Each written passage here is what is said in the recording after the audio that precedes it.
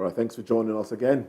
This is Newspaper Review, and we'll be going into the papers now, looking at stories that made it to the cover pages. And of course, we're being joined by Daily Fanimo, a seasoned reporter and VOP in-house analyst. Good morning to you. Good morning. Hope you had a restful weekend. I really enjoyed myself. I can tell. To the chagrin of somebody. Oh, really? Yes. I'm sure that person knows on your himself. face. I'm sure that person knows himself. He knows himself. He knows himself. Okay. Well, let's talk about Nigeria because I mean that's why we're here. Let's take headlines from the dailies. We have the Guardian, the Punch. I'll take both headlines and they will come and bear our minds on these headlines. From the Guardian, first off, banner headline here reads: FG's budgets in logjam as multiple appropriations seek attention. That can be found in page 4 of the daily. And then EndSARS, hashtag EndSARS, 4 years after, Amnesty International sounds alarm over continued police abuses. Only urgent neck will avert implosion. PDP ex officio members warn. How Buhari reversed Nigeria's 16-year economic gains by World Bank. Finance and Economy, page 23. All right. Security heightens over IPOB's sit-at-home order. Minimum wage. Defaulting states may face industrial unrest in November. Minimum wage, I take that one again for emphasis. Minimum wage, defaulting states may face industrial unrest in November. Tage Bank sets industry record, pays second dividend in 4 years. All right. 20 million out-of-school children, potential Boko Haram recruits, Obasanjo warns. And then the bottom strip there reads, move around daytime to understand Nigerians' plight. Huriwa tells Tinubu. All right, let's move away from the Guardian to the Punch newspaper before we get into analyzing these headlines. The banner headline on the Punch reads, Greed collapses 105 times in 10 years, despite $1.4 billion loan. Government fails to access additional $2.96 billion World Bank approved electricity infrastructure loans. Buhari records 93 grid collapses. Tinubu 12. Incessant grid collapse worries NERC consumers. Current insecurity worse than during my government, Obasanjo. Excuse me. Petrol marketers import 123 million liters. Continue talks with Dangote. Army debunks Chief of Army Staff death rumors. Retires 15 generals. Ganduje, APC governors woo aggrieved aspirants for Aidatiwa. INEC rejects PDP's request for state rec redeployment. And then we come further down, we have hashtag EndSARS Memorial. Amnesty. Activists tackle police over protesters' harassment. Super Eagles striker Boniface survives car crash in Germany. Foreign investors dump 355 billion naira stocks over forex crisis. Canada-based nurse, 2 businessmen nabbed for drug trafficking. Oyon Dam sacks Ogun. Lagos communities as flood water rises. All right, so these are the headlines, gentlemen. These are the headlines. We can start off with the Punch newspaper. Well, I think we'll start off, yes, with the Punch newspaper, the conversation around the Chief of Army Staff, Taoreed, Lagbaja, the rumor broke out. Some people are saying there's no smoke without fire. But, I don't see the need for hiding his, if that be the case. But the Army has come out to say that he's alive. He's alive and, undergoing treatment. And they have an acting Chief of Army Staff in his stead. Yeah, you see, when the news, ordinarily, we should all realize that nobody is immune to illness. Yes, of course. And we are not immortal, So, to that extent, it shouldn't be the rumor mill pricing up the supposed or alleged death of the chief of staff or even his illness. You see, when you make things difficult, the direct way of disseminating information, you are allowing the rumor mill to thrive. For instance, I've not heard since I grew up that a chief of army staff would be in abeyance while an acting chief of army staff will be appointed. But in this case, the chief of Major General Ibrahim, the chief of plans and operations, was named as acting chief of staff of the Nigerian Army. You don't think it's because the chief of army staff is undergoing treatment? You see, and that position cannot be left. I'm not saying it is wrong, but it triggers that feeling that something must be wrong within the hierarchy. Not even now that a lot of rumors are around, even protesters calling on the military to take over government and all that. So there is this tension around the military that anything that is not normal, so to say, will arouse suspicion, will arouse a lot of rumor around such incident. And that was what happened in the case of the chief of army staff the weekend. Yes, we've been told now, the army director of army public relations, Oyema, had to come out. Ordinarily, if he had explained earlier, before this rumor came up, that the man is undergoing treatment, anybody could undergo treatment. But unfortunately, here in Nigeria, we treat some of our leaders as if they cannot die or they cannot fall sick. Even a whole president for 8 years, nobody knew the kind of ailment he had at that time. He would just disappear from the radar, and the next thing, after so much pressure, people would have insinuating, the man is dead, he's alive. And in fact, there's a Sudanese that is now being propped up to look like him and all that. But Fidel Castro, I remember those days, in his dying days in the hospital, Cuba was giving us blow-by-blow account, even when he was surviving on oxygen. We were told. And so, anybody from Cuba will rest his or her mind. And they were even taking flowers and wishing him recovery at the front of the hospital. But here in Nigeria, anybody that is sick that is in government, that sickness must be shrouded in mystery. And that's what brought about this chief of army staff's case. Yes, I think I agree with you to an extent, because let's also please. Let's also join this to the retirement of 15. I was coming to that. Okay. I was coming to that. You see, when you become a public servant, you lose some level of privacy. You lose some level of privacy, and that is why people like to be informed about, especially when you occupy a very strategic position, like the chief of army staff. Now that we are struggling with insurgency, insecurity, and a whole lot, within the security system. But it had also been rumored that the man was sick. Whether it was terminal or otherwise, Nigerians, they didn't know. So there's a gap in communication, like you said. The army authorities, the communication arm should have come out to apprise Nigerians with the fact that, look, the chief of army staff is undergoing treatment, he's been indisposed for a while.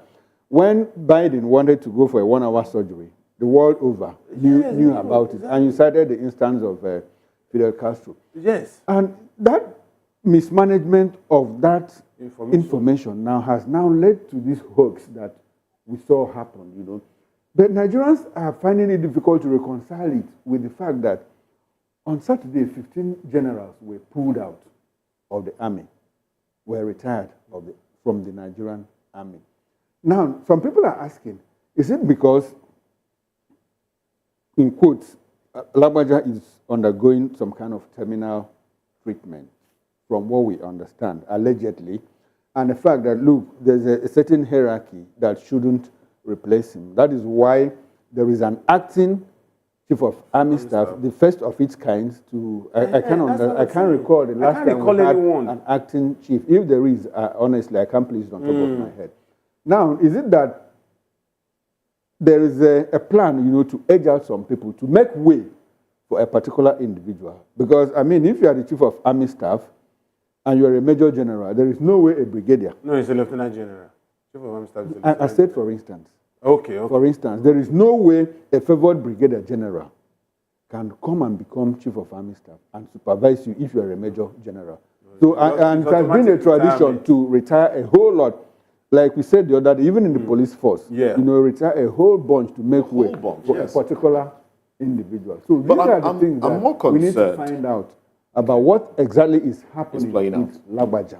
I'm more concerned about the fact that the 15 generals are from a particular arm of the army, the artillery corps. I'm more concerned about that they are from the artillery corps. No, and one starts to wonder, is it that they have reached a retirement age? Could they have been left a little bit longer, seeing that insecurity is, continually bedeviling at the country? The artillery corps. And this is also coming on the heels of the NSA, talking about arms meant for the Nigerian army. Arms meant, moving into the other by members of the security agencies themselves. You see, for me, some of these generals, I've not really gone through the list to profile them, but usually promotions at that level. Okay, let me take us through. Well, I may not read out their names, but no. What if you hear that? Read out their names. Well, I don't think I have it here, but the list here has it that 11 major generals and 4 brigadier generals. 11 that's their rank. Okay. So they have been they've been pulled out, and they are okay. Yeah. I'm trying to get to their names now. I can't get to it. While you are doing that, you see, there's a tradition in the military that most people don't understand. We that are civilians, maybe because of my closeness to the military and at the same time, my background, having lived in the barracks when I was young. So I know that once you are promoted to brigadier general, you have just 3 years within which you have to be promoted to the rank of a major general, or if it is equivalent in the armed forces. If you couldn't make those 3 years to that rank, automatically you'll be asked to go. So that's why most brigadier generals don't get to the rank of major general, because it's narrower at that level. You understand? So you would always find that kind of retirement or so. Then major generals, before you get to a major general's rank, you will just be having less than 3 years to go. So if Lagbaja has been there and probably some of these people had spent their last days in the military at 35 or 60, whichever one comes first, they are due for retirement, so they will go. So it's not a serious thing that should call for alarm. By December now, some major general and brigadier generals will move up the ladder to become major generals. And so that's the tradition in the military. I don't think there's anything to be afraid of. Okay, like the concern people have expressed is it some kind of coincidence? It could be a kind of coincidence. You know that there is an acting why one is still in office. No. They were retired when the chief of army staff was not on seat. No, not that when he is incapacitated. And the fact that I said allegedly that he has some kind of terminal. No one is God, but there's this rumor that the sickness is terminal. Yeah. People do survive terminal illnesses, So is it some kind of coincidence? That is why people are remotely concerned. You see, about it. Let me also say this: even if Tinubu decides to appoint a brigadier general as chief of army staff, which has never happened anyway, it doesn't need to preempt mass retirement. Once somebody who is your junior rises above you, nobody should tell you, because you can't salute your junior. No, that is the point. That is why people are concerned. No, what I'm saying now is that Tinubu does not require retirement of those ones before he appoints whoever he wants to make as the Chief of Army Staff. The moment that announcement is made, you don't even find it in the midst of newspaper, except if you have a very good reporter who has a list of major generals, and then you will now go and check. In fact, the reporter should, if you are covering the events, you should be the one to preempt the mass retirement of those who are the seniors. No, the only exception to it was when... The fact is this, even if the president wants to appoint a brigadier general as chief of army staff, he first of all has to promote him. That's what I'm ahead saying. Of his seniors. No. Ahead of his seniors. He has to. You are appointed based on your rank, and then there is a rank assigned to that office, which is a lieutenant general. That is what we are saying. But now, if you have major generals, Lagbaja and his other service chiefs were major generals. When they were appointed as acting chief of army staff, chief of naval staff, and chief of air staff, they were still wearing that rank. But the day they were to be, after the clearance from the National Assembly, the next thing that should appear is the decoration to the new rank, which is a 3-star general. Anybody appointed at that level must be a lieutenant general, even if you are taking that person from the rank of colonel. You understand what I'm saying? I think that's my point. But what I'm saying, the point of digression between us is the fact that Tinubu had to retire them to pave way for whoever he wants to appoint. No, Tinubu can appoint them. When Lagbaja was appointed, some generals eased themselves off the radar. You don't need anybody to tell you. Somebody who is a cos 37 now suddenly becomes chief of army staff, and then you are cos 36, cos 35. You don't need anybody to tell you that, except you want to be boy to your boy. That just came to mind now. Do you also know that the president has approved the removal of his chief of staff, and chief of staff has been replaced? No, sorry, I beg your pardon. The defense staff. No. What's the word now? What's his name? Security detail. Security detail. He's not his ADC. Okay, his ADC is still in place. His ADC. His CSO. His chief security officer. His CSO, yes. I don't know him. He's been replaced. I've forgotten the name now. The only thing that I know, he's said to be on course. Okay. He's said to be taken off so he could go attend to a course, but he's been replaced by another individual. I'll get the name. I think. You see, let me tell you, around the presidency, do you know that the ADC, all of this coming up now. Do you know that the ADC was made an Oba? Yes, in his hometown. Yes. Sometime this year. The ADC Alowonle. Yeah, he's been made an Oba, but he's still there. He's just, the crown is waiting for him until the tour of this. He's still there. But the CSO has been replaced. And one start to wonder, and why is all of this happening at the same time? You see, why is there replacement? You see, is there lack of trust? Personal aides to the president must be loyal and must be seen to be loyal. 99.9% at that level is suspect. So if the chief security officer is not living up to his bidding, for instance, if his subordinates are not taking orders from him, he loses that position. If he's not alive to his responsibility, any slip from him makes him a fall guy. He would have to leave. But that does not mean that he's going to be retired from the military. He's going to take another posting. And that somebody else who could do the job of that office will be appointed. If the information is that he's going for further studies, I'm of the opinion, I'm of the belief that, look, so the CSO's name is Adegboyega Fasasi. What's the rank? I think the CSOs always... Is it a military rank of... Yes, it's a military man. Okay. Then it shouldn't be... My thinking is that if he's going for further studies, probably he's being prepared for a higher position. And maybe he's due for promotion. And if he doesn't go for that course, he will not be promoted. And his peers will now be ahead of him.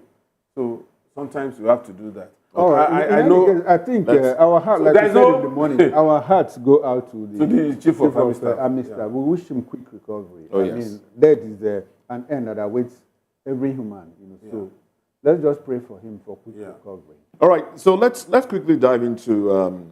Yesterday was the memorial for NSAS that happened in 2020. Some protesters gathered at the Lekki toll gate, to commemorate the day.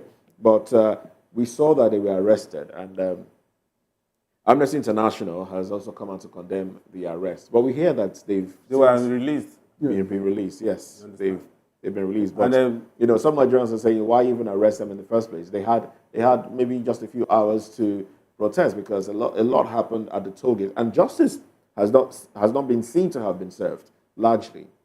To those that were arrested 4 years ago. To those that were arrested, yes. To those that were killed at the Lekki toll gate. You see, it beats me hollow that we come here almost on a daily basis to discuss human rights abuses. And those that should listen, those who should act professionally within the rules of their engagement, doing some of these things with impunity. For me, if you understand one thing about me, that if the military or the police, if they act out of their call to duty, I'll be quick to condemn it. But sometimes too, we also as civilians, we need to know our bounds. You understand?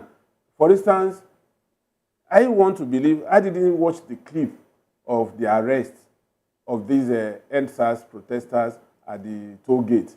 But one thing I know from the news I read is the fact that maybe to forestall break law and order, those people were not manhandled, they were arrested, and the commissioner of police was even there to supervise.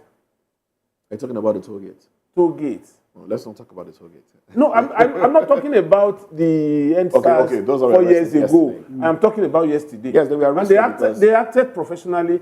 When they profiled them and they know that they are genuine protesters, nobody came for their bail. Nobody interceded. The commissioner of police allowed them to go home. The question should they have been arrested? They have been arrested in the first place. You see, it was just a protest.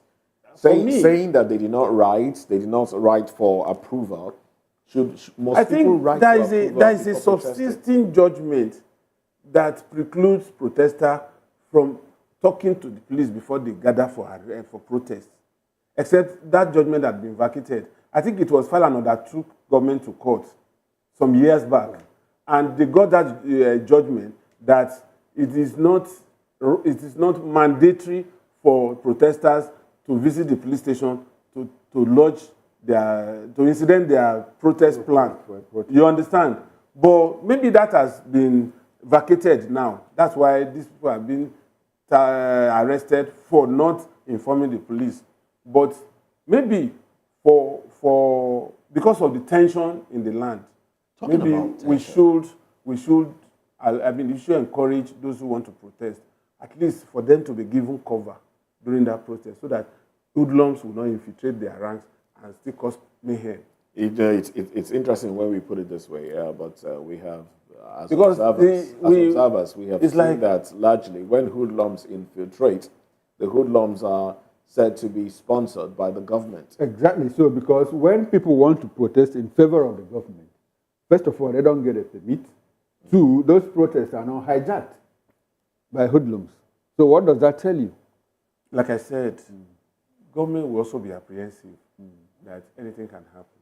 But unfortunately, we have seen protest and counter-protest happening same day, same time, same venue, which does not really portray us as serious people. I've watched protests live in Ghana, even in Gambia.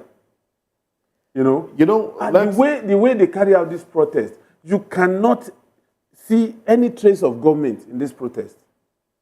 They will just come. They will come, walk into the venue. This, I think it's Independence Square in Accra. Yes, I was live and I saw students protesting. I think they raised their school fees there. And they came around in buses. As soon as they alighted from the buses, they unfolded their placard, walked around that Independence Square, I think about, I don't know how many times. And then as soon as the press came, interviewed them, they dispersed, went back to their bosses, and they left. You know, but here in Nigeria, if we don't do this, since we are staying with the NSAS, we know that the protest it persisted, and for the days it persisted, there was no unrest up until some elements came and tried to forcefully disperse. Initially, when that protest that was started, what led to people were even bringing their cooking utensils, stove, and then erecting camps, and they were singing, dancing. Became a concert. The focus of that protest was not lost in the process. They were still carrying placards. But somehow, let's talk about the focus. Somehow, something just snapped. Let's talk about the and focus. it became riotous. Now, do you think Nigerians have? Because after the protests, after the EndSARS, we saw a renewed attitude from the police. We saw a situation where the police were giving people money in vehicles. Police were giving people buying bread, rice, bread. Tried to make the people believe that look, the police is your friend, all right. But years down the line, have we not gone back to the days of police brutality? There was an incident in Lagbaja, that axis, Idimu axis, where an individual, a young man, was said to have, ran away from the police. He was, according to the police, he was on a bike approaching, taking one way. When he saw the police, the bike turned, he ran into a canal, and he plunged into the canal. Plunged into the canal. The police came around. They picked up the things he emptied from his pocket, the money and everything. They picked it and left. But then when he was brought out, we hear that he's been in coma since he came out of the canal. Well, another report on social media said the police chased him to that point. They chased him and he plunged into the canal. So we're having conflicting reports now, even though the police have said no. It's not even good. Moses, the fact of it is this: sometimes we try to overblame the police. Exactly. As a people. You don't think it's because of lack of faith, lack of trust? What happened in why would somebody take a? What happened in why would somebody ride against the recently, traffic? Where a young man was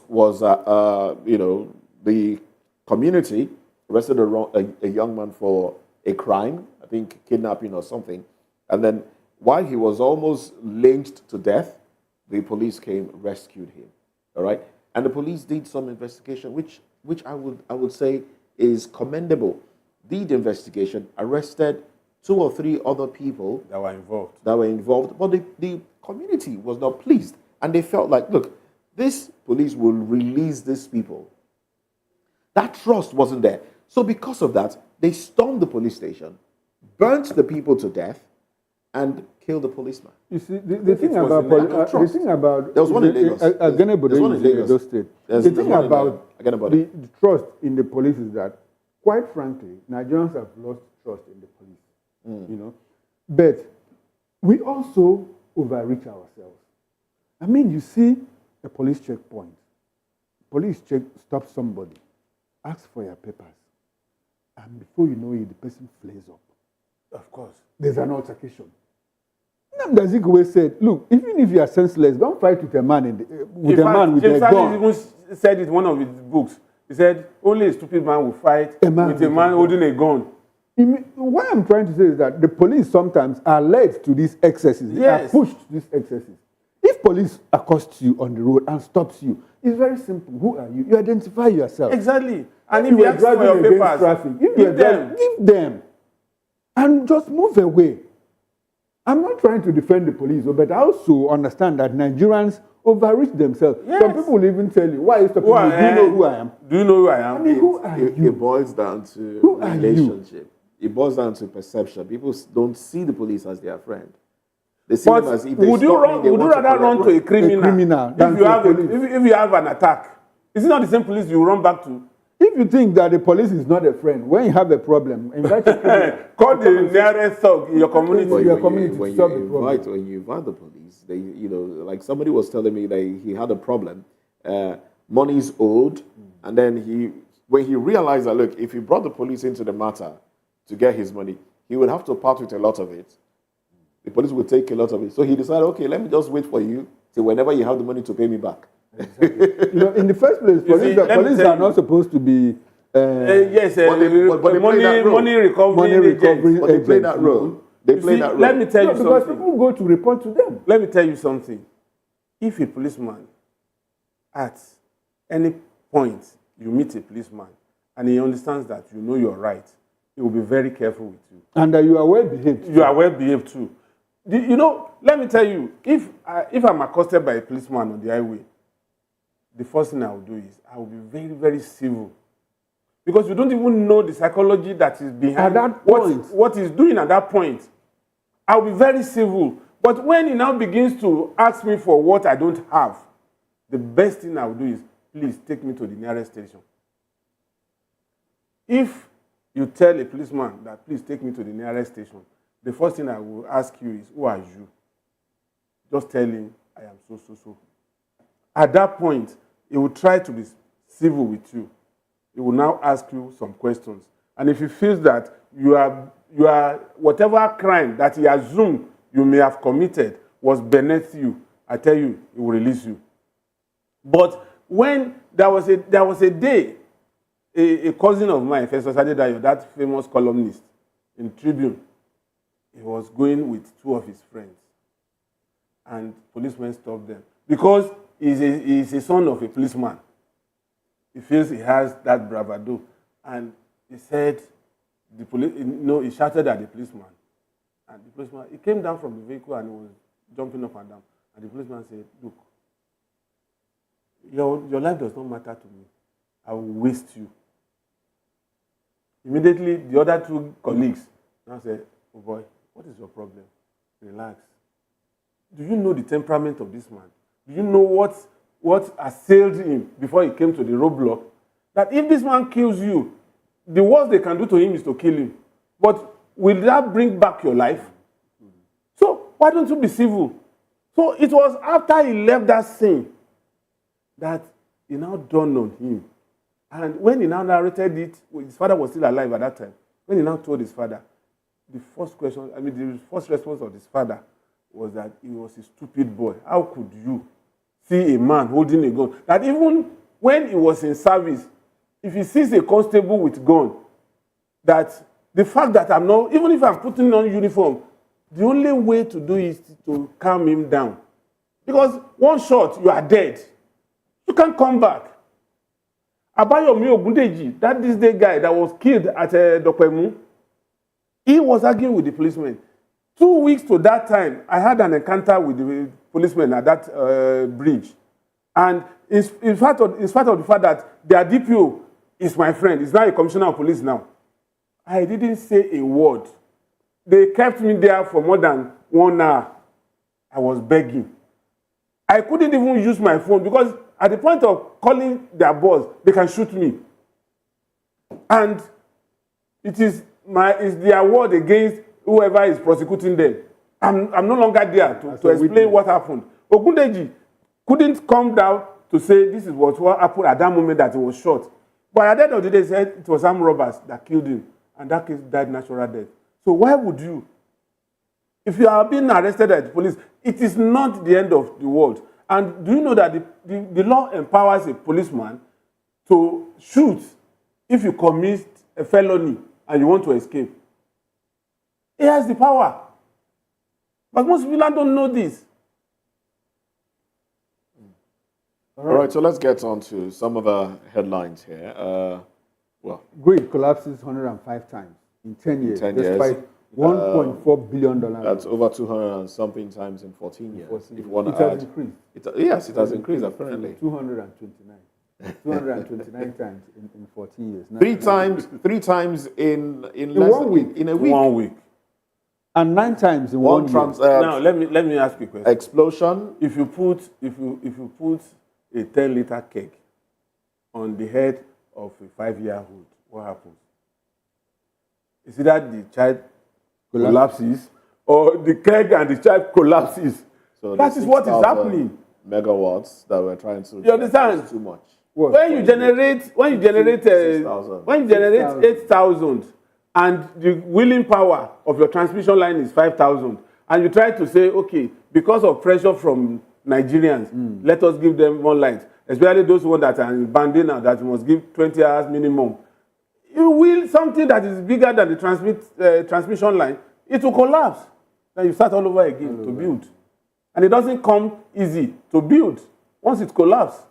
You know, so isn't it time we upgraded our transmission infrastructure? As a matter of fact, it's like putting shouldn't we put the horse before the cart, so that the horse will drive the cart?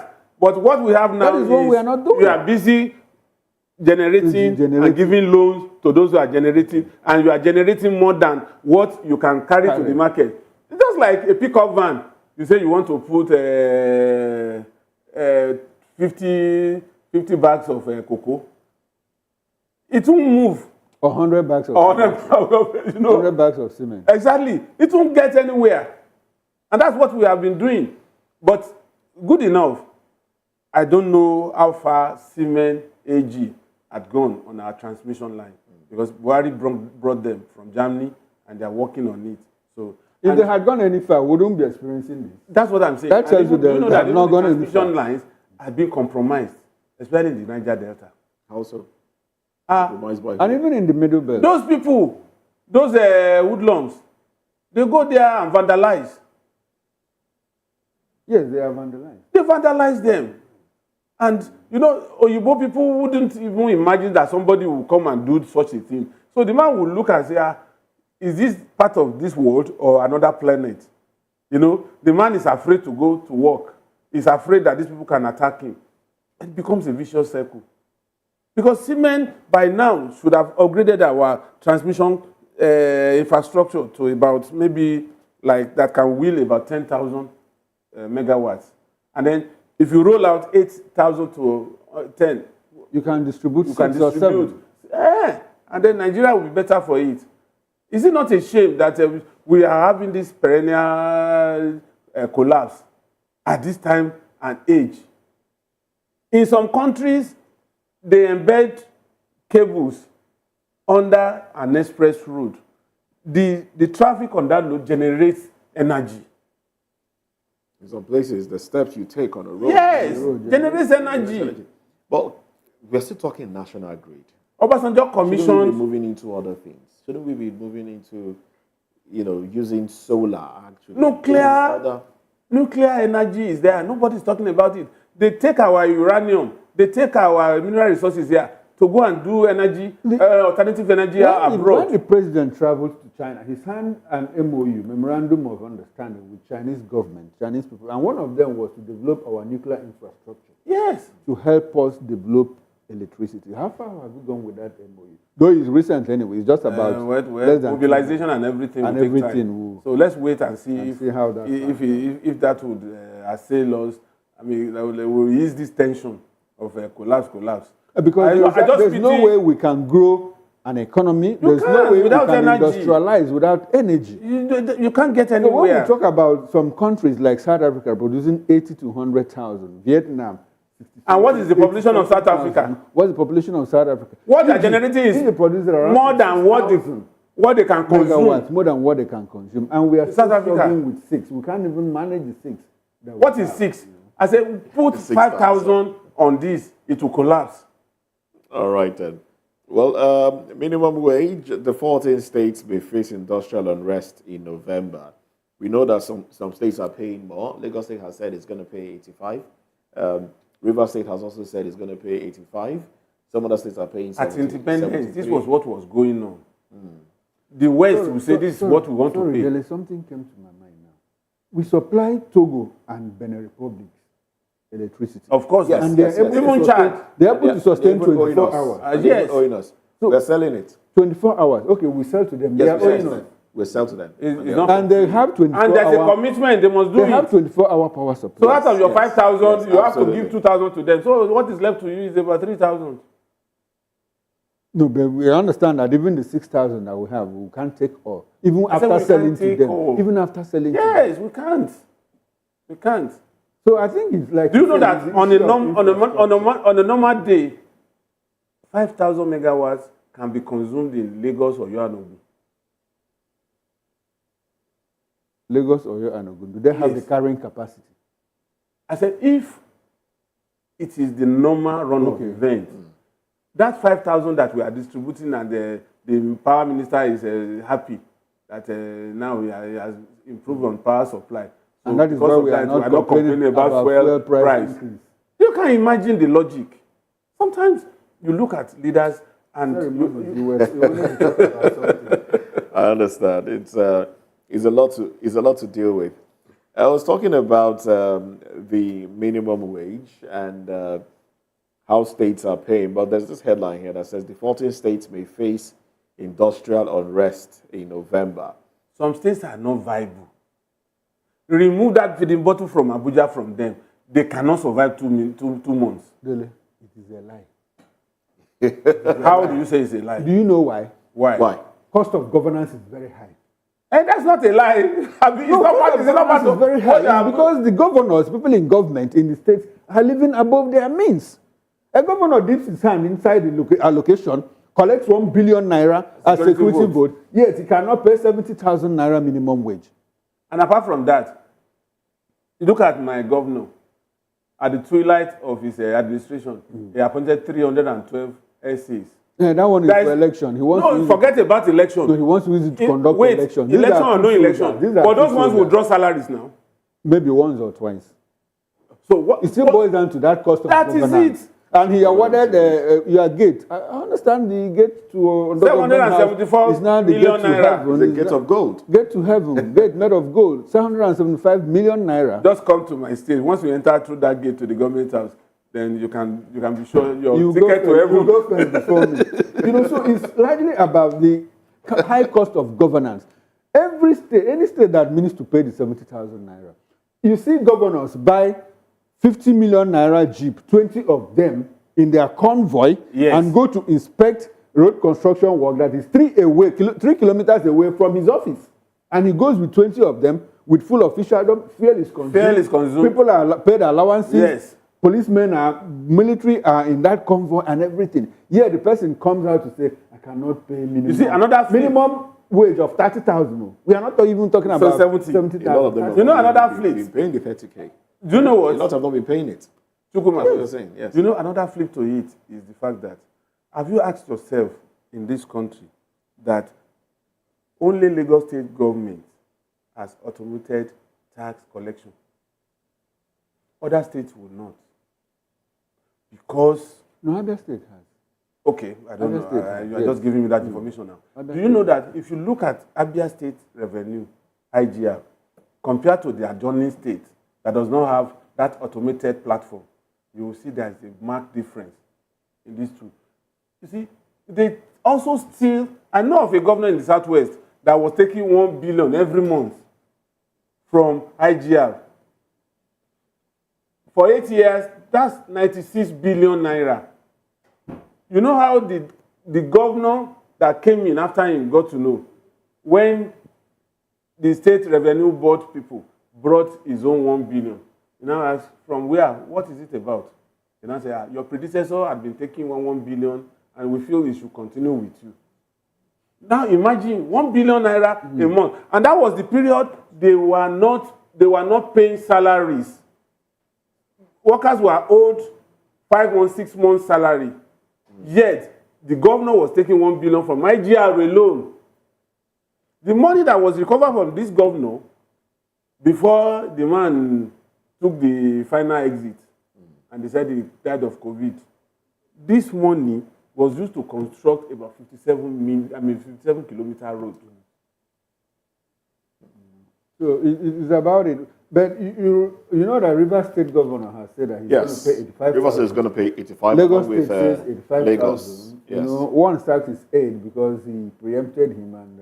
Edo is paying 70 now. Edo is paying 70. Edo said has he started paying? Yeah, I started paying. Okay. Ogun State is paying 70. Is it 73 or 77? One is paying 72 or so. Mm-hmm. It's possible if they cut down on the cost of governance. They can do it. They can pay. All right, and so I guess this would be a good place to anchor the conversation.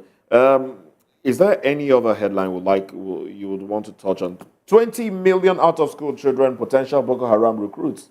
Obasanjo. Are they potential? That's the feeder stock for Boko Haram and bandits. And nothing is being done to ensure that these children get education. The elite in that environment will not encourage it. That was one of the Jonathan administration's greatest undoing, trying to reverse the trend.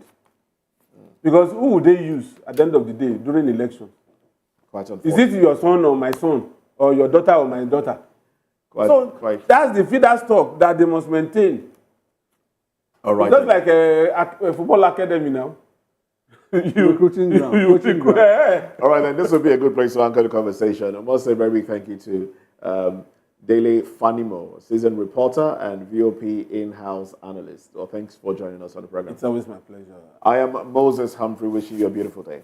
And I am Chukuma Okoro. Enjoy the rest of your day. Thanks for being with us.